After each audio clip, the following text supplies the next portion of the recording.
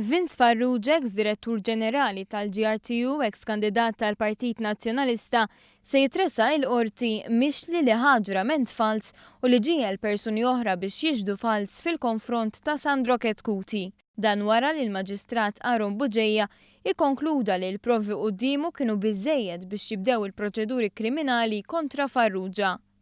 Fis-sentenza tiegħu il-Maġistrat Buġejja qal li l-qorti kienet konvinta li Vince Farrugia mhux talli prova jinfluwenza l-persuni involuti biex jiġdu kif xtaqu, iżda fix-xhieda tiegħu stess prova jagħti l-impressjoni falsa li l-aggressjoni fuqu kienet ferm aktar brutali milli seħħ fil-verità. Il-każ imur lura għall-2010 meta Vince Farrugia għamel rapport mal-Pulizija li Sandro Ketkuti prova joqtlu fl-uffiċċju tiegħu. Abbażi ta' dan ir-rapport u xhieda oħra, Sandro Ketkuti kien tressa il-qorti akkużat b'attentat ta' qtil.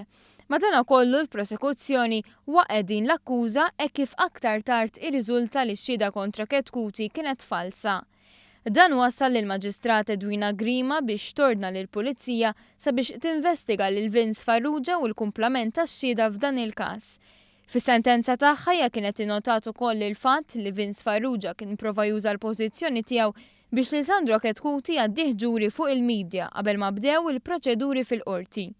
Dan jirriżulta wkoll minn evidenza ta' messaġġi li Farrugia kien bagħat lill-ġurnalisti u artikli li kien kiteb biex jiġu pubblikati fuq il-mezzi tal-medja.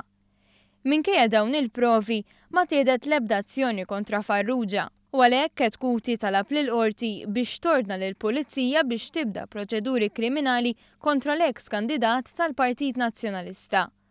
Quddiem dan kollu il-Maġistrat Aron Buġejja approva din it-talba u ordna lill-Pulizija biex filwaqt li tressaq lil Vince Farrugia tinvestiga l-kumplament tax-xhieda li jista' jkun gidbu fil-konfront ta' Ketkuti.